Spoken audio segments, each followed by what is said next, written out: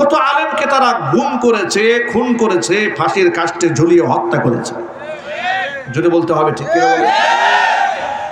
আলেমদেরকে রাষ্ট্রের শত্রু বানিয়ে দিয়েছিল। বাংলাদেশের শ্রেষ্ঠতম 116 জন আলেমের নামের তালিকা বানানো হয়েছিল সাবেক বিচারপতি কালা মানিকের নেতৃত্বে। তুরিন আফরোজ এবং কালা মানিক এরা আলেমদের ব্ল্যাক লিস্ট করে দুদকে জমা দিয়েছিল যে এদেরকে একটু তদন্ত করে দেখা হোক এরা কেমন দুর্নীতিগ্রস্ত, আর এরা হচ্ছে ফেরেশতা। এমনই ফেরেশতা বেচারা পালাতে গিয়া, ভিক্ষুকের মতো পালাতে গিয়া বলে 70 লাখ টাকা ছিল, টাকাও দিছে, পিঠাও দিছে। যদি বলতে হবে ঠিক কিনা বলেন? সারা জীবন আলেমদেরকে জঙ্গিবাদ বললো। এ জাতি ওদের এই জঙ্গিবাদের এই ট্যাবলেট ওরা তো ফ্রি বিক্রি করেছে মিডিয়ার মাধ্যমে, কিন্তু কেউ গিলে নাই, কেউ খায় নাই। জাতি ভালো করে জানতো আসল সন্ত্রাসী কারা, আসল জঙ্গি কারা। যার দরুন দেশ স্বাধীন হতে দেরি হয়েছে, স্বীকৃত জঙ্গি হিসেবে ওদের নিষিদ্ধ করতে সরকার দেরি করে নাই। ওদের দাম্ভিকতা এবং অহংকার কোন পর্যায়ে পৌঁছে গিয়েছিল, ওরা আলেমকে কোনোদিন সম্মান দেয়নি। বাংলাদেশের কোন হক্কানি আলেমদেরকে তারা 4 পয়সার মূল্যায়ন দেয়নি। এ রাষ্ট্রে সব সময় বৈষম্যের শিকার হয়েছে। স্বাধীনতার 52 বছরে দাড়ি, টুপি, ইসলাম, তাহজিব, তামাদ্দুন এই দেশে লাঞ্ছিত হয়েছে, অপমানিত হয়েছে। কথা কি সত্য না মিথ্যা? 1970 সালে প্রতিষ্ঠিত জাহাঙ্গীরনগর ইসলামিক বিশ্ববিদ্যালয়, মুসলিম বিশ্ববিদ্যালয়, সেখানে 73 সনে দেশ স্বাধীন হওয়ার পরে জাহাঙ্গীরনগর মুসলিম বিশ্ববিদ্যালয় থেকে মুসলিম শব্দ বাদ দিয়ে শুধু জাহাঙ্গীরনগর বিশ্ববিদ্যালয় করা হলো। কারণ ইসলাম শব্দ মুসলিম শব্দের সাথে আছে ওদের অ্যালার্জি, বাদ দিয়ে দিল। কাজী নজরুল ইসলাম একাডেমি, ইসলাম বাদ দিয়ে নাম দিল কাজী নজরুল একাডেমি। এখানে ইসলাম বাদ। সংবিধানে বিসমিল্লাহির রহমানির রহিম একটি 90 থেকে 95% মুসলিম অধ্যুষিত এই দেশে এই রাষ্ট্র যে নীতিমালার উপর চলবে তার শুরুতে বিসমিল্লাহ থাকার দরকার আছে না নাই? বাদ দিয়ে দিল। বিশ্ববিদ্যালয়ের মনোগ্রামে রব্বি জিদনি ইলমা বাদ দিয়ে দিল। নবাব সলিমুল্লাহ মুসলিম হল ঢাকা বিশ্ববিদ্যালয়ে সলিমুল্লাহ হল বানিয়ে দিল, মুসলিম শব্দ বাদ দিয়ে দিল। ইসলাম যেখানে ওদের অ্যালার্জি সেখানে, মুসলিম শব্দ যেখানে ওদের অ্যালার্জি সেখানে, দাড়ি টুপি যেখানে ওদের অ্যালার্জি সেখানে। মুক্তিযুদ্ধকে কেন্দ্র করে বাংলাদেশে যত নাটক হয়েছে, সিনেমা হয়েছে, যত মঞ্চ সাজিয়েছে 16 ডিসেম্বর উপলক্ষে, সমস্ত নাটকে, সিনেমাতে দাড়িকে ছোট করে উপস্থাপন করা হয়েছে। টুপিকে, আমার তো মনে হয় শিশুকালে তো আমরা অনেকেই সিনেমা দেখে যখন স্কুলে পড়েছি, বাংলা সিনেমার মধ্যে ওই যে ওরা 11 জন ছবি টুবি হতো, মুক্তিযুদ্ধের ছবিগুলো দেখেছে, মনে আছে আমার এখনো। মানে প্রত্যেকটা ছবির মধ্যে, সিনেমার মধ্যে, নাটকে রাজাকার মানে রাষ্ট্রদ্রোহী, যারা স্বাধীনতা চায় না, স্বাধীনতার শত্রু, এ কথা বোঝাবার জন্য হাতিয়ার হচ্ছে মুখে দাড়ি, মাথায় তার টুপি, গায়ে তার জামা। আমার বুক ফেটে কান্না আসতো এই রাষ্ট্রের এই কার্যক্রম দেখে। আমি বহুবার প্রতিবাদ করেছি। যারা এগুলা করেছে ওদের মঞ্চেও প্রতিবাদ জানিয়েছি। বিনিময়ে যে ট্যাগগুলো খেয়েছি, এই সমস্ত অন্যায়ের প্রতিবাদ করার কারণে আমার উপর যে ট্যাগগুলো এসছে, যে আমি হলাম উগ্রবাদ, আমি হলাম মৌলবাদী, এরপর আমি হলাম জামাত, আমি হলাম শিবির, ব্যাস ট্যাগ দিয়ে আমাকে দমানোর কত চেষ্টা করেছে। একাধিক মামলাও দিয়েছে। 2018 সালে স্টেজের মঞ্চ থেকে নামিয়ে গ্রেফতার করে কারাগারে ঢুকিয়েও দিয়েছে। কি মামলা দিয়েছে? মামলা দিয়েছে আমার পকেটে 16টা ককটেল পাওয়া গেছে, দিয়েছে মামলা। কি অপরাধ ছিল আমাদের, কি অন্যায়টা করেছিলাম আমরা? আমি আপনাদের কাছে বিনয়ের সাথে জানতে চাই, ওরা যে সারা জীবন সিনেমার মধ্যে দেখালো দাড়ি টুপিওয়ালারা ধর্ষক হয়, দেখায় নাই? একটু কথা বলেন না আপনারা, দেখায় নাই? এখন আপনারা বলেন, দেশ স্বাধীন হওয়ার আগে দাড়ি টুপিওয়ালারা যেমন ছিল, স্বাধীনতার সময় ছিল, আজও বাংলাদেশে দাড়ি এবং টুপিওয়ালারা আছে না নাই? প্রশ্ন হলো, বিশ্ববিদ্যালয়ের ধর্ষণের সেঞ্চুরি দাড়িওয়ালারা করে না দাড়ি ছাড়ারা করে? তো তোমরা নাটকে দাড়িওয়ালাদেরকে ধর্ষক দেখাও কেন? আপনারা বলেন, মাদ্রাসার ছাত্ররা তলোয়ার নিয়ে, বন্দুক নিয়ে, রাইফেল নিয়ে, হকি স্টিক নিয়ে, চাইনিজ কুড়াল নিয়ে ধাওয়া পাল্টা ধাওয়া করে মানুষ খুন করেছে, কিংবা মাদ্রাসা অনির্দিষ্টকালের জন্য বন্ধ হয়েছে, এমন একটি ঘটনা এই দেশের ইতিহাসে আছে? জোরাওয়াজে বলেন। এরপরেও তারা বানিয়েছে যে কওমি মাদ্রাসা হচ্ছে জঙ্গি তৈরির কারখানা। কিন্তু বিশ্ববিদ্যালয়ে যারা অস্ত্রের ঝঞ্ঝনানি দেখায়, বিশ্বজিতের মতো হিন্দুকেও শিবির বলে প্রকাশ্যে কুপায়ে যারা হত্যা করে, দেশ স্বাধীন হওয়ার পরে বিশ্ববিদ্যালয়ে এই সোনার ছেলেদের হলগুলাকে যখন সার্চ করা হয়েছে, টর্চার সেল পাওয়া গেছে। টর্চার সেলের মধ্যে কি পাওয়া গেল? হকি স্টিক পাওয়া গেল, পিস্তল পাওয়া গেল, রামদা পাওয়া গেল, কুড়াল পাওয়া গেল, চাইনিজ কুড়াল পাওয়া গেল। এগুলা দিয়ে তারা মানুষদেরকে কষ্ট দিত। তারা ছিল সোনার ছেলে, আর আলেমরা ছিল জঙ্গি। কথা বলেন। যারা এতগুলো মানুষ হত্যা করেছে, ওদের কয়জনের নামে জঙ্গি মামলা হয়েছে আপনারা বলেন? কিন্তু কত দাড়ি টুপিওয়ালাদেরকে জঙ্গি বলে মিথ্যা মামলা দিয়ে বছরের পর বছর কারারুদ্ধ করে রেখেছে, তার হিসাব একমাত্র আল্লাহ পাকই ভালো জানেন। কত আলেমকে তারা গুম করেছে, খুন করেছে, ফাঁসির কাস্টে ঝুলিয়ে হত্যা করেছে। যদি বলতে হবে ঠিক কিনা বলেন? আলেমদেরকে রাষ্ট্রের শত্রু বানিয়ে দিয়েছিল। বাংলাদেশের শ্রেষ্ঠতম 116 জন আলেমের নামের তালিকা বানানো হয়েছিল সাবেক বিচারপতি কালামানিকের নেতৃত্বে। তুরিন আফরোজ এবং কালামানিক এরা আলেমদের ব্ল্যাক লিস্ট করে দুদকে জমা দিয়েছিল যে এদেরকে একটু তদন্ত করে দেখা হোক এরা কেমন দুর্নীতিগ্রস্ত। আর এরা হচ্ছে ফেরেশতা, এমনই ফেরেশতা বেচারা পালাতে গিয়া, ভিক্ষুকের মতো পালাতে গিয়া বলে 70 লাখ টাকা ছিল, টাকাও নিছে, পিটাও দিছে। যদি বলতে হবে ঠিক কিনা বলেন? সারা জীবন আলেমদেরকে জঙ্গিবাদ বলল এ জাতি। ওদের এই জঙ্গিবাদের এই ট্যাবলেট ওরা তো ফ্রি বিক্রি করেছে মিডিয়ার মাধ্যমে, কিন্তু কেউ গিলে নাই, কেউ খায় নাই। জাতি ভালো করে জানতো আসল সন্ত্রাসী কারা, আসল জঙ্গি কারা। যার দরুন দেশ স্বাধীন হতে দেরি হয়েছে, স্বীকৃত জঙ্গি হিসেবে ওদের নিষিদ্ধ করতে সরকার দেরি করে নাই। ওদের দাম্ভিকতা এবং অহংকার কোন পর্যায়ে পৌঁছে গিয়েছিল, ওরা আলেমকে কোনোদিন সম্মান দেয়নি। বাংলাদেশের কোন হক্কানি আলেমদেরকে তারা 4 পয়সার মূল্যায়ন দেয়নি। পোস্টারে ওদের নামের উপরে যদি আলেমের নাম থাকতো, ওরা পোস্টার পরিবর্তন করে নতুন করে পোস্টার ছাপাতো।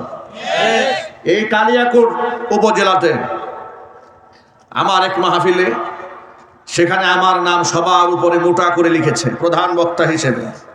আচ্ছা, একটি মাহফিলের প্রধান বক্তা সেখানকার চিফ গেস্ট থাকেন, তারই আকর্ষণে লোকেরা বয়ান শুনতে আসেন, না কোনো এমপি মন্ত্রীর চেহারা দেখতে আসেন। যদি বলেন সে যে দলেরই হোক, কোনো এমপি মন্ত্রীর চেহারা দেখতে লোকেরা মাহফিলে আসে? আসে না। কিন্তু ওরা জোর করে মাহফিলে আসবে। ওদের নাম পোস্টারে না দিলে মাহফিলের পারমিশন দেওয়া হবে না। ওরা আবার ভালো করে জানে কোন সময় লোক বেশি থাকে, ওই সময় বক্তব্য দিতে হবে। প্রধান বক্তাকে পাশে বসিয়ে বক্তব্য দিতে তারা খুব মজা পেতেন। কথা বলতে হবে ঠিক কিনা বলে?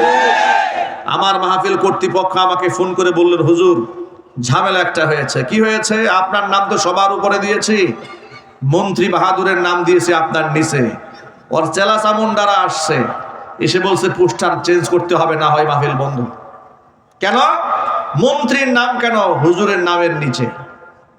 হুজুরের নাম নিচে নামাও, মন্ত্রীর নাম উপরে উঠাও। আহারে কি চরিত্র এদের, দেখেছেন আপনারা? কি আখলাকওয়ালা, কি চরিত্রওয়ালা। আর সেই মন্ত্রীর ব্যাপারে কয়েকদিন আগে সিনেমার এক নায়িকা ইউটিউবার সাংবাদিকদেরকে বলছে উনি লন্ডন থেকে আমাকে ভিডিও কল দিয়েছে, ভিডিও কল দিয়ে সরাসরি প্রেমের প্রস্তাব দিয়েছে। যাদের চরিত্রের কোনো বালাই নাই, আলেমদের নামের উপর নাম থাকার জন্য লালায়িত কত। আল্লাহ রাব্বুল আলামিন আলেমদের শান মান বাড়িয়েছেন, লাঞ্ছনা গঞ্জনা ওদের কাদের উপরে এমন ভাবে চাপিয়ে দিয়েছেন।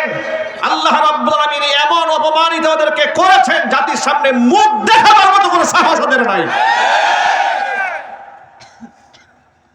আলেমদেরকে তারা রাষ্ট্রের শত্রু বানিয়ে দিয়েছিল। প্রিয় ভাইয়েরা আমার, আল্লাহর কোরআন থেকে শোনায় আপনাদেরকে, আল্লাহ পাক বলছেন ইয়ারফাইল্লাহুল্লাযীনা আমানু মিনকুম ওয়াল্লাযীনা উতুল ইলমা দারাজাত। নিশ্চয় যারা ঈমানদার তাদের সম্মান আমি আল্লাহ বৃদ্ধি করে দেব। ওয়াল্লাযীনা উতুল ইলমা দারাজাত, যাদেরকে ইলম দান করা হয়েছে আলেমদের সম্মান আমি আল্লাহ তাআলা উপরে উঠিয়ে দেব। আল্লাহ কি মিথ্যা ওয়াদা করেন নাকি? আলেমদের কত সম্মান দেখেন। আমি নিজে দেখেছি, আমি যখন জেলখানায় থেকেছি লোকেরা আমাদের জন্য রোজা মান্নত করেছে। আদালতে যখন হাজির করা হতো অসংখ্য লোকদের চোখের পানি টলটল করতে আমরা দেখেছি। কারা ফটকে চেনা নাই জানা নাই, দেশের বিভিন্ন প্রান্ত থেকে লোকেরা আমাদের সাথে দেখা করতে এসে চোখের পানি দিয়ে বুক ভাসায় ফেলতো আর কান্না করতো। এত মোহাব্বত আলেমদেরকে মানুষ করেছে একমাত্র কোরআনের জন্য। আর সেই সমস্ত আলেমদেরকে তারা মৌলী বা মৌলবাদ, জঙ্গিবাদ, রাজাকার, আল বদর, আল শামস, উস্কানি দাতা এমন কথা বলে বলে মানুষের সামনে তারা হেয় প্রতিপন্ন করার চেষ্টা করেছে। আল্লাহর কোরআনের বিধিবিধান নিয়ে তারা ষড়যন্ত্র করেছে। এমনকি বিশ্ববিদ্যালয়গুলোর মধ্যে একেবারে অশ্লীলতা, বেহায়াপনা, অবলীলায় হয়েছে, কোনো দিন তারা বাধা দেয় নাই। কিন্তু রমজান মাসে কোরআন তেলাওয়াত করার অপরাধে মুসলিম দেশে তাদেরকে বাধা দেওয়া হয়েছে। গত রমজান মাসে হিন্দুদের হোলি উৎসব হয়েছে ঢাকা বিশ্ববিদ্যালয়ে, কোনো অসুবিধা হয় নাই। কিন্তু রমজান মাসের ইফতার পার্টি মুসলমান ছাত্র ছাত্রীদেরকে বিশ্ববিদ্যালয় হলের মধ্যে করতে দেওয়া হয় নাই। আপনারা শুনে অবাক হয়ে যাবেন, নবাব সলিমুল্লাহ মুসলিম হলে, এত বড় হল, সেখানে জামি মসজিদ আছে, মসজিদের মাইকে বিগত 16 বছর তারা আজানটা পর্যন্ত দিতে দেয় নাই। এইভাবে ইসলামকে তারা দমাতে চেয়েছে, ইসলামকে তারা শেষ করতে চেয়েছে। এই দেশে হিন্দুরা মাত্র 5% হিন্দুদেরকে 25% সুযোগ সুবিধা দিয়ে মুসলমানদের উপরে রাজত্ব করে দিয়েছে। কথা বলতে হবে, ঠিক কিনা? এইভাবে মুসলমানদেরকে ওরা কষ্ট দিয়েছে, আলেমদেরকে কষ্ট দিয়েছে। মাদ্রাসাগুলোকে জঙ্গি তৈরির কারখানা বলে মানুষের সামনে উপহাসের পাত্র বানিয়ে ছেড়ে দিয়েছিল। আলেমদের কোমরের মধ্যে রশি লাগিয়েছে, হাতের মধ্যে হ্যান্ডকাপ পরিয়েছে, পায়ের মধ্যে ডান্ডা বেরি পরিয়ে আদালতে হাজির করেছে, করে নাই? কথা বলেন না কেন আপনারা? আজকে আপনাদেরকে একটা লেটেস্ট নিউজ শোনায়। আজকে শুনলাম সাবেক আপনার পরিবহন মন্ত্রী শাহজাহান খান তিনি বলেছেন যে আমরা তো সম্মানিত মানুষ, আমাদের হাতে হ্যান্ডকাপটা যেন না পরানো হয়। এরা নাকি সম্মানিত। কি নিত? সম্মানিত না, এরা হচ্ছে ঘৃণিত। কথা বলেন। আপনারা যে কত সম্মানিত তা তো এই জাতি জানে ভালো করেই। সে বলেছে আমি এতবারের এমপি, আমাদেরকে হেনস্থা করা হচ্ছে, হাতে হ্যান্ডকাপ লাগিয়ে আমাদেরকে অসম্মান করা হচ্ছে। আশ্চর্য কথা, আপনি এমপি, আপনার হাতে হ্যান্ড গ্লাভস লাগালে, হাত করা পরালে অসম্মান হয়। আপনি যখন দেশের শীর্ষ আলেমদের পায়ে ডান্ডা বেরি পরিয়েছেন তখন শরম হয় নাই? তখন আলেমদেরকে বেইজ্জত করা হয় নাই? আমি তো মনে করি এই শাহজাহান খান থেকে শুরু করে হাসানুল হক ইনু, রাশেদ খান মেনন থেকে শুরু করে যতগুলো কুলাঙ্গা ধরা পড়েছে, আলেমদেরকে পায়ে ডান্ডা বেরিয়ে যদি 1 জোড়া পরানো হয়েছে, এদেরকে 4 জোড়া ডান্ডা বেরিয়ে পরিয়ে পুকুরের মতো হাজির করা উচিত।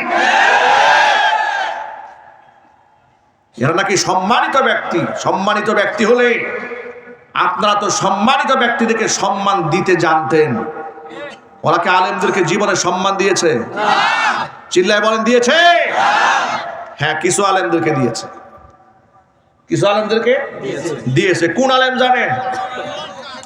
যে আলেম বলেছে, আপা আপনি তো জান্নাতি নারী। কথা বলেন ঠিক কিনা বলেন? যে বলেছে আপনি তো কওমি জননী, তাদেরকে কিছু সম্মান তারা দিয়েছে। সম্মান দেয় নাই, ইউজ করেছে। আপা যখন পালিয়েছে, এই সমস্ত মৌলবীরাও পালাইছে। কথা বলতে হবে ঠিক কিনা বলেন? মানুষ এত নিচে নামতে পারে? মানুষ এত পদলেহন করতে পারে? আপনি কি করে তাকে জান্নাতের সার্টিফিকেট দেন? এই সাহস আপনাকে দিয়েছে কে? কি করে দিয়েছে? শত শত আলেম কারাগারে বন্দী, আর আপনি তারে জেলখানা থেকে এখনো পর্যন্ত অসংখ্য আলেমরা কারাগারের ভিতরে আছে, স্বৈরাচারী আটকায় রেখেছে, আর আপনি বাহির থেকে বেহেশতের সার্টিফিকেট দিয়ে দিচ্ছেন। কি বাইতুল মুকাররমে খতিব হওয়ার জন্য? যে মৌলবী শেখ হাসিনারে জান্নাতের সার্টিফিকেট দিয়েছে, ওই মৌলবী বাইতুল মুকাররমের খতিব তো দূরের কথা, গ্রামের মসজিদের খাদেম হওয়ার যোগ্যতা রাখে না। এগুলো চাটুক আর দালাল। কথা বলেন? এরা জীবনেও জেল খাটে নাই, জীবনেও জরিমানা দেয় নাই। মনে রাখবেন, হক্কানি আলেমরা জেল খেটেছে আল্লাহর কোরআনের জন্য, ইসলামের জন্য। কথা বলেন ঠিক কিনা বলেন? এই যে আজকে বাচ্চারা এখানে জানাজার নামাজের দৃশ্য দেখিয়েছে, আল্লাহু আকবার। ছোট্ট ছোট মাসুম বাচ্চারা, বেগুনাহ, বেহেশতের ফুল মনে হচ্ছিল আমার কাছে। মনে হচ্ছে এক একটা জান্নাতের পাখি। বেগুনাহ মাসুম বাচ্চাগুলাকে শিশুবেলা থেকে হাতে খড়ি করে কিভাবে জানাজার নামাজের দোয়াগুলো বিশুদ্ধভাবে পাঠ করতে হয় আপনাদের সামনে জনসম্মুখে তারা দেখিয়ে দিয়েছে। এগুলা হচ্ছে মাদ্রাসাগুলোর অবদান। ঠিক কিনা বলেন? এগুলা মাদ্রাসাগুলোর অবদান। এখান থেকে এই অবদান তারা শিখে কি করেছে বাস্তব জীবনে শোনায় আপনাদেরকে।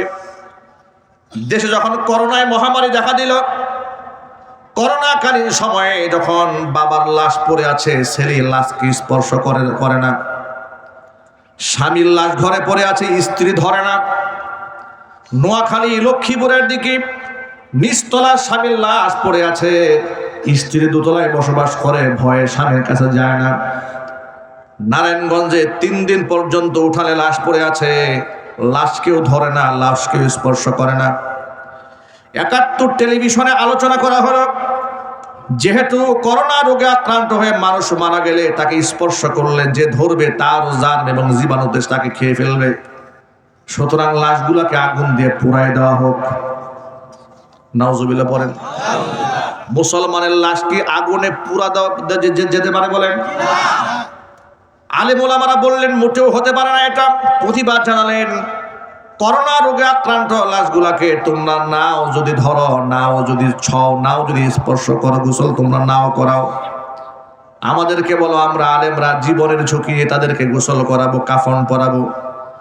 ওলামারা ওই সময়ের দায়িত্ব নিয়ে জীবনের ঝুঁকি নিয়ে গোসল করিয়েছে, কাফন পরিয়েছে, কবরে মাদফুন করেছে। আল্লাহর কসম করে বলি, একজন আলেমও যারা মানুষের সেবায় আত্মনিয়োগ করেছিলেন কোনো আক্রান্ত হয় নাই। তাহলে এমন ক্রাইসিস মোমেন্টে জাতির পাশে কারা দাঁড়িয়েছে জোরে বলেন? না শাহরিয়ার কবিরা দাঁড়িয়েছিল? কারা দাঁড়িয়েছিল বলেন? আলেমরা দাঁড়িয়েছিল। কিছুদিন আগে নোয়াখালী, লক্ষ্মীপুর, কুমিল্লা পুরা বন্যায় যখন প্লাবিত হয়ে গেল, হঠাৎ করে পানি এসেছে, আমাদের বন্ধু নামক চরম শত্রু ভারত যখন পানি ছেড়ে দিল, কারণ ভারতের মতো বন্ধু যারা আছে পৃথিবীতে তার শত্রু না থাকলেও চলবে, পানি ছেড়ে দিয়ে আমাদেরকে মারতে চাইল। আলেমরা রাতারাতি মসজিদ থেকে চান্দা কালেকশন করে করে গাড়ি ভরে ভরে মানুষের জন্য তারা ত্রাণ নিয়ে গেল। শুধু আলেমরা যায় না, অন্যান্য সংগঠনে গেছে, তাদের জন্য আমাদের দোয়া ভালোবাসা আছে। কিন্তু সমস্ত সংগঠনের লোকেরা মিলে যতটুকু মানুষের জন্য করতে পেরেছে, এক আস-সুন্নাহ ফাউন্ডেশনের নেতৃত্বে, আহমদুল্লাহর নেতৃত্বে আস-সুন্নাহ ফাউন্ডেশন তার চাইতে কয়েকশো গুণ বেশি করেছে। আলেমদের প্রতি এদেশের মানুষের ভালোবাসা নাই কে বলেছে?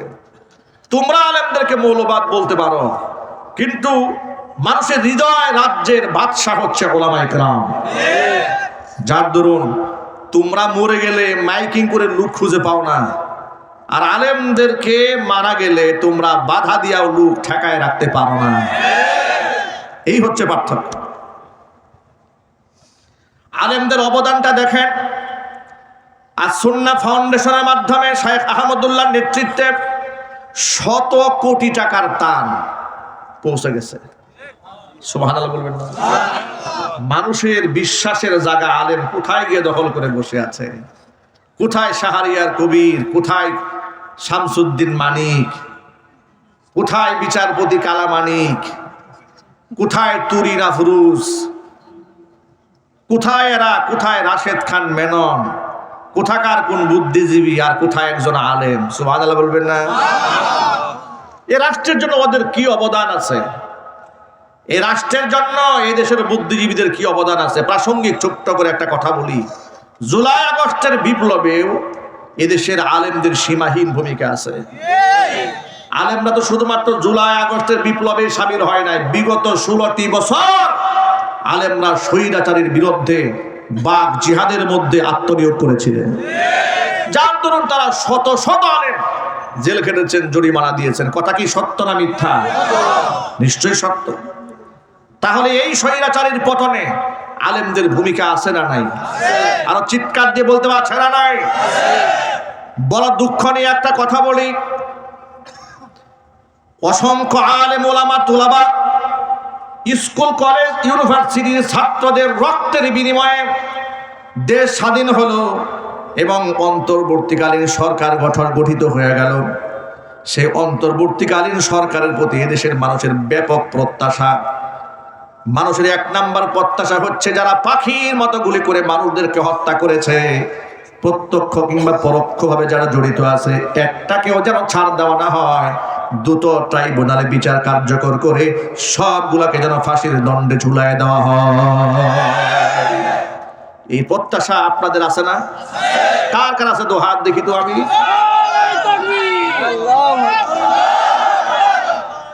আমার যুবকেরা, দেশের মানুষের এই প্রত্যাশা আছে, দেশের মানুষের প্রত্যাশা আছে আগস্ট বিপ্লবে যারা শহীদ হয়েছে তাদের যেন তালিকা তৈরি করা হয়।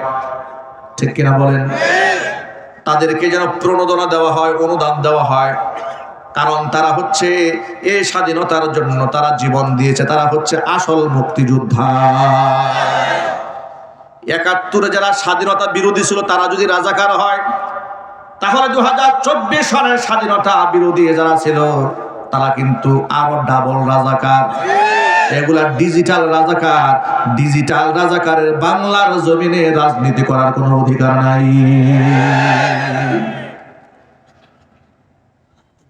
ধর্ম উপদেষ্টা একজন আলেম হয়েছেন, হৃদয় আমাদের শান্ত হয়েছে। কিন্তু আমাদের প্রশ্ন হলো, আলেমরা রক্ত দিয়েছে, সাধারণ ছাত্র রক্ত দিয়েছে, উপদেষ্টা মণ্ডলীর সদস্য একমাত্র তারাই হকদার যারা এই জুলাই আগস্টের বিপ্লবে যারা জিহাদে শামিল হয়েছিলেন। জোরে বলেন ঠিক কিনা? কিন্তু কোথাকার কোন সলিমউদ্দিন, নাম তার ফারুকি, মুস্তফা ফারুকি, নাট্যকার, নাটক বানায়, সিনেমা বানায় এবং নাটক সিনেমার মধ্যে সুকৌশলে ইসলামের বিরোধিতা করে। হেফাজতে ইসলামের মুহতারাম সম্মানিত আমির যিনি ছিলেন শাইখুল ইসলাম আল্লামা শাহ আহমদ শফি রাহমাতুল্লাহি আলাইহি নব্বারাল্লাহু মারকাদাহু ওয়া জাআলাল জান্নাতা মাসওয়াহু। সকলেই বলেন আল্লাহুম্মা আমিন। এত বড় কিংবদন্তি আল্লাহর ওলিকে তেতুল হুজুর বলে আখ্যায়িত করেছিল এই মোস্তফা ফারুকী। হেফাজতে ইসলামের 5 মে শাপলা চত্বরে যখন স্বৈরাচারী গণহত্যা চালিয়েছিল, লক্ষ লক্ষ বুলেট ছেড়ে তাহাজ্জুদ গুজারি মাদ্রাসার ছাত্রদেরকে শহীদ করে দিয়ে শহীদদের দেহগুলাকে ডাস্টবিনে নিক্ষেপ করেছিল, নদীর মধ্যে ফেলে দিয়েছিল। ম্যানহোলের ঢাকনা ওপেন করে ভিতরে লাশগুলাকে ফেলে দিয়ে যারা গুম করে ফেলেছিল, ওই চিত্রকে স্মরণ করে সেদিন রাত 3টা বাজে এই মোস্তফা ফারুকী ফেসবুক স্ট্যাটাসে লিখেছিল, শাপলা চত্বর জঞ্জাল মুক্ত হলো। আপনি আন্দাজ করতে পারেন যে আলেমদের প্রতি এই কুলাঙ্গারের বিদ্বেষ কত মারাত্মক। আপনি ভাবতে পারেন এদেশের ইসলাম ধ্বংস করার জন্য তার কত হাত রয়েছে। নিজের স্ত্রীকে দিয়া পরপুরুষের মনোরঞ্জন করে সিনেমা বানায়। এইরকম ব্যক্তিত্বহীন নির্লজ্জ বউকে দিয়া দেহ ব্যবসা করিয়া পয়সা ইনকাম করে। জুলাই আগস্টের বিপ্লবে এদের কোনো অবদান নাই, বরং এদের অবদান হচ্ছে বিগত 16 বছরে স্বৈরাচারীর পদলেহন করে, এমনকি মুজিববাদীকে লালন করে তারা ক্ষমতার সমস্ত স্বাদকে তারা সাধন করেছে এবং কাফের বেঈমানদের গোলামি করেছে। গণ অভ্যুত্থানে যে রাষ্ট্র কায়েম হয়েছে সেই রাষ্ট্রের উপদেষ্টা মণ্ডলীর সদস্য এমন একটা কুলাঙ্গার হবে, এটা বাংলাদেশের মুসলমান কোনোদিন মানতে পারবেন না। কথা বলতে হবে, ঠিক কিনা বলে? নারায়ে তাকবীর! ইসলামের শত্রুরা হুঁশিয়ার সাবধান! ইসলামের শত্রুরা হুঁশিয়ার সাবধান! আল কোরআনের আলো নারায়ে তাকবীর! আমাদের কথা বার্তা বড় স্পষ্ট। এদেশের মানুষ যদি আওয়ামী জাহিলিয়াতকে মোকাবেলা করতে পারে জীবন দিয়ে, রক্ত দিয়ে, অন্তর্বর্তীকালীন সরকারের প্রতি আমাদের স্পষ্ট বার্তা হলো এই কুলাঙ্গার যে ব্যক্তি আলেমদেরকে তেতুল হুজুর বলে গালি দিয়েছে, আলেমদের বিদ্বেষ অন্তরে পোষণ করে, ইসলামিক কালচারের বিরুদ্ধাচরণ করে, সিনেমা নাটকে সুকৌশলে দাড়ি এবং টুপিকে যেই ব্যক্তি অপমান করে, আমি আপনাদের কাছে জানতে চাই এমন ব্যক্তি এই রাষ্ট্রের কি উপদেষ্টা হতে পারে? আরো জোরে বলেন, পারে? তাকে ঘাড় ধাক্কা দিয়া একে উপদেষ্টা পরিষদ থেকে বাদ দিতে হবে। এই প্রস্তাবে রাজি আছেন কারা কারা? দু হাত দেখতে চাই। যদি বাদ নেওয়া না হয়, যদি বাদ না দেওয়া হয়, ছাত্রদের নেতৃত্বে, ওলামাদের নেতৃত্বে, যদি হেফাজত ইসলামের নেতৃত্বে কোনো আহ্বান আসে, তাহলে জুলাই আগস্ট বিপ্লবে যেভাবে আমরা একাকার হয়ে ঝাঁপিয়ে পড়েছিলাম, এই সমস্ত কুলাঙ্গারদেরকে রাষ্ট্রের পথ থেকে সরাই দেওয়ার জন্য আমরা আবার একাকার হয়ে যেতে চাই। রাজি আছেন কারা কারা? দু হাত দেখতে চাই। আল্লাহ তুমি আলেমদেরকে এবং এদেশের সাধারণ মানুষদেরকে ইসলামের স্বার্থে, দ্বীনের স্বার্থে, রাষ্ট্রের স্বার্থে এক বানাইয়া দাও। জোরে করে আল্লাহুম্মা আমিন। হাত নামান। সাংস্কৃতিক উপদেষ্টা, সাংস্কৃতিক মন্ত্রী যদি বানাতে মনে চায়, কবি মুহিব খানকে বানান। ঠিক কিনা বলেন?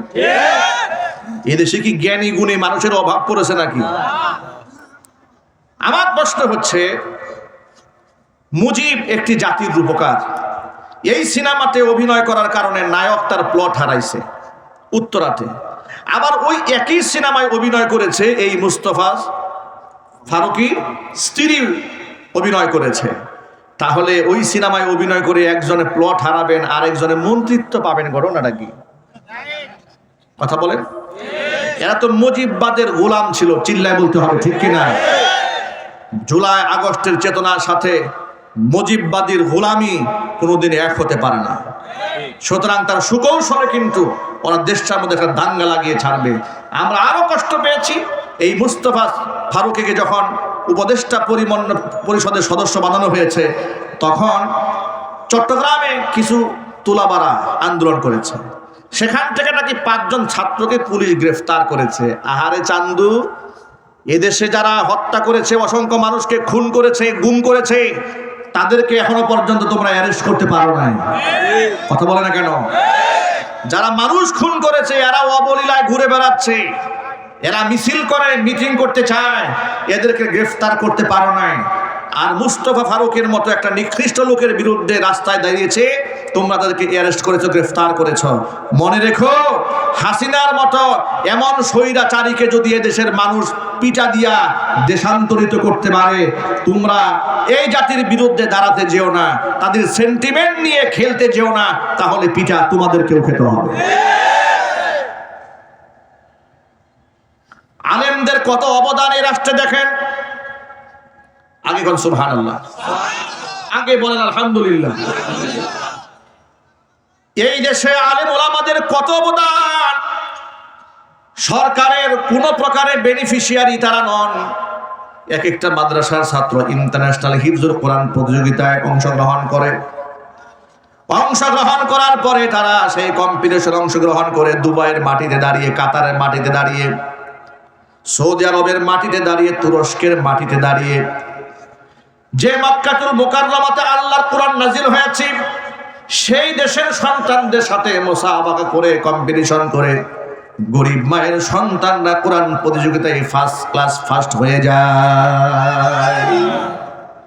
রাষ্ট্রের পক্ষ থেকে ছাদ খোলা বাসে তাদেরকে সংবর্ধনা দেওয়া হয় না, কিন্তু মহিলারা হাফ প্যান্ট পরে ট্রফি একটা নিয়ে আসছে। আহারে কত খুশি, ঠিক কিনা ভাই? খুশির কোনো শেষ নাই। এদেশের মিডিয়াগুলা, বেশিরভাগ মিডিয়া এগুলা হচ্ছে ইহুদি খ্রিস্টানদের দালাল। কথা কি সত্য না অসত্য? ওরা আলেমদের অবদানকে তুলে ধরতে চায় না, এখনো চাচ্ছে না। এই জন্য মনে রাখবেন, স্বৈরাচারী বিদায় হয়েছে কিন্তু নাতিপুতি কিন্তু আছে, ঠিক কিনা বলেন? এমন যেন না হয় ওই খরগোশ আর কচ্ছপের গল্প ছোটবেলায় পড়েছি, বিজয় তো হয়েই গেছে, আমি তো যাবই সামনে, টেনশন নেই, একটু ঘুমায় নেই। ভাই, ঘুমানোর সুযোগ নাই। ঘুমানোর কি সুযোগ আছে? ঘুমানোর সুযোগ নাই। ওই যে চট করে আসার চিন্তা করতেছে। কথা বলে না কেন?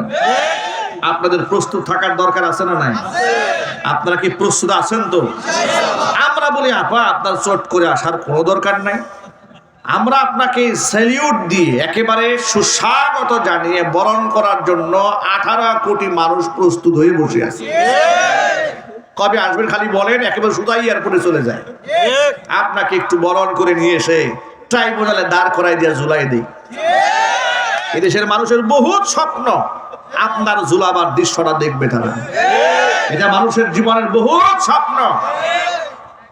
5 মে রাতের বেলায় গণহত্যা চালিয়েছিলেন আপনি, আবার সংসদে দাঁড়িয়ে বলেছিলেন হেফাজত ইসলামের লোকেরা গায়ে রং মেখে নাটক করেছে। আপনি এই উপহার শহীদদের রক্তের সাথে করেছেন, করা হয় নাই? জোরে বলেন। তার বিচার হবে ইনশাআল্লাহ। এই যে কত আলেম ওলামা, যে আপনাদের কালিয়াকৈর উপজেলা ইমাম পরিষদের সভাপতি, আলেম ওলামা পরিষদের সভাপতি, তার বিরুদ্ধে মামলা হয় নাই? জেল খাটে নাই উনি? ভাই সহ জেল খাটছে। মধুপুরের পীর সাহেব বৃদ্ধ সিংহ, আল্লাহু আকবার বলেন, 4টা ছেলে 4টাকে গ্রেফতার করে ফেলছে। বয়স্ক মানুষ গুলি করে তার শরীরটাকে ঝাঁঝরা করে দিয়েছে। গতকালকে তার মেয়ের জামাতার সাথে আমার দেখা হয়েছিল, একটা মাত্র মেয়ের জামাই। সে বলে, হুজুর কি বলবো দুঃখের কথা, আমি তার মেয়ের জামাই হয়েছি, এই অপরাধ আমার। কামাকে ধরার জন্য ঘুরে, আমার বউ প্রেগনেন্ট ছিল, মধুপুরী বিশ্বাস হুজুরের মেয়ে, সন্তান সম্ভবা একজন নারী, একটা মা, সেই মাকে টেনে হিসড়ে পুলিশের গাড়িতে উঠাইছে। আপনার কল্পনা করতে পারেন আলেমদেরকে তারা কত কষ্ট দিয়েছে। আমার মতো মানুষ গাজীপুরে আমার বাসায় আমাকে থাকতে দেয় নাই। যে বাসায় ভাড়া থাকতাম, পুলিশ পাঠিয়ে বলেছে মাদারি সাহেব এই বাসায় আসলে বাড়িওয়ালাকে বলেছে আপনি সহ মামলা খাবেন। আমার ঘরটাকে তছনছ করে দিয়েছে। আমাকে বুটবাজার কেন্দ্রীয় মসজিদে এত বছর নামাজ পড়িয়েছি, সারা অঞ্চল থেকে লোকেরা ভিড় জমাইছে মসজিদে। বিদায় নেওয়ার জন্য একটা জুমাই খুতবা বিদায়ের জন্য চেয়েছিলাম, সেই সুযোগটা আমাকে দেয় নাই। তারা বলেছে যে না, আপনি বিদায় নিতে গেলে একটা হাঙ্গামা হয়ে যাবে, বিদায় নিতে দেওয়া হবে না, নামাজে ঢুকলে গ্রেফতার, আপনি যেতে পারবেন না মসজিদে, রেড অ্যালার্ট দিয়ে দিয়েছে। আপনার কল্পনা করতে পারে আমাদের শারীরিকভাবে, মানসিকভাবে আমাদের উপর, আমাদের পরিবারের উপর কেমন টর্চারটা তারা করেছে। কি অপরাধ করেছিলাম আমরা? চুরি ডাকাতি করেছিলাম, জেনা বদমাশি করেছিলাম, রাষ্ট্রের টাকা বিদেশে পাচার করেছিলাম। 16 বছরে 93 বিলিয়ন মার্কিন ডলার যারা পাচার করেছে তাদের মধ্যে কি আমরা ছিলাম? চিল্লায় বলেছিলাম। তাদের মধ্যে যারা ছিল সব লেজ গুটিয়ে পালিয়েছে। দেশপ্রেমিকরা পালায় না, দেশপ্রেমিকরা ফাঁসির কাস্টে ঝুলতে জানে, মরতে জানে, কিন্তু পালাতে জানে না। যারা পালায় আল্লাহর কসম তারা দেশপ্রেমিক নয়, তারা রাষ্ট্রের শত্রু, এদেশের মুসলমানদের শত্রু। কথা বলে ঠিক কিনা বলবে? ওরা আমাদেরকে তিল তিল করে কষ্ট দিয়েছে। এখন আগামীর জন্য আপনাদের প্রতি আমার আহ্বান, যে দেশ এবং রাষ্ট্রে আলেমদের এত অবদান আছে, সেই দেশে আগামীতে আলেমদের নেতৃত্বে এই দেশ গড়া হবে ইনশাআল্লাহ। ইনশাআল্লাহ বলেন। আগামী থেকে কোনো বেনামাজির কাছে গিয়ে মাহফিলের পারমিশন চাওয়া হবে না। কোনো বেনামাজিকে মসজিদের নেতৃত্বে আর আনতে দেওয়া হবে না। আগামীর সংসদ হবে কোরআনের সংসদ। আলেমদের নেতৃত্বে দেশ এবং রাষ্ট্র এগিয়ে যাবে। এই জন্য যে আসন থেকে আলেমরা আসবে, ভালোবাসা দিয়ে রাষ্ট্রকে গঠন করার জন্য আলেমদেরকে মাথায় তুলে নিতে হবে। প্রস্তুত আছেন কিনা দুহাত দেখতে চাই।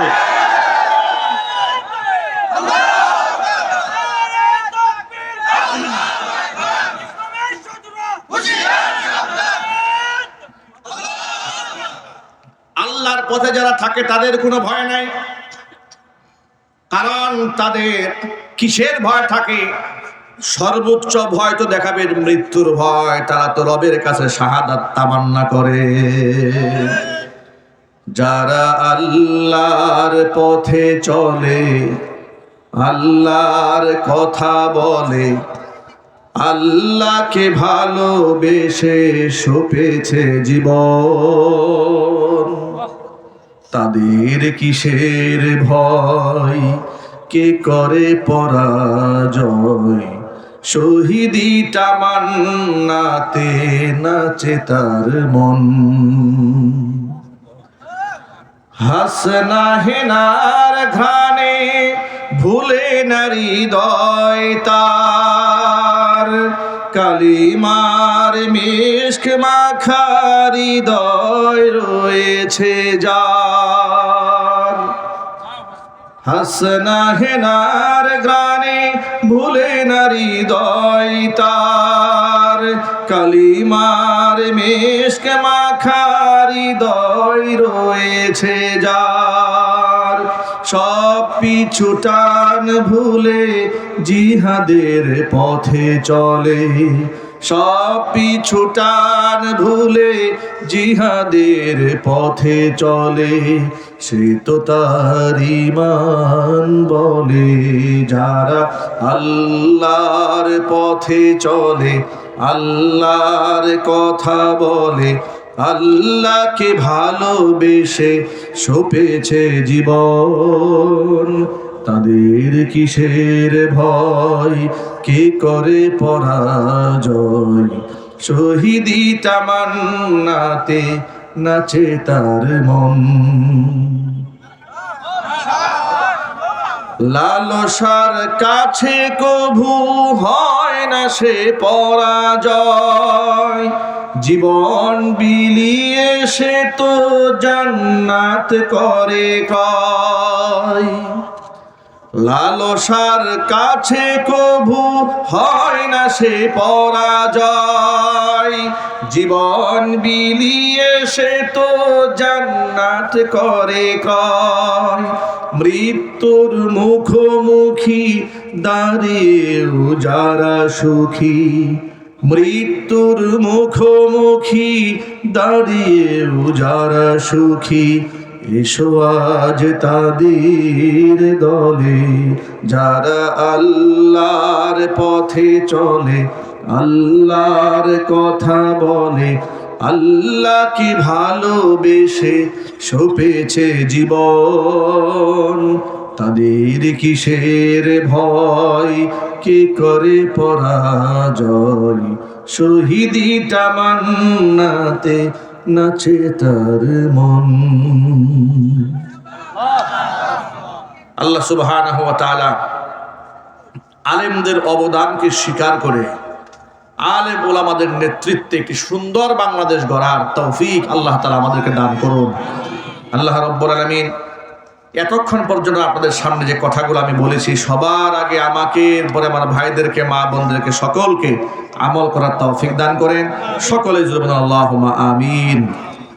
ইস্তিগফার করেন। আস্তাগফিরুল্লাহ, আস্তাগফিরুল্লাহ রাব্বি মিন কুল্লি যামবি।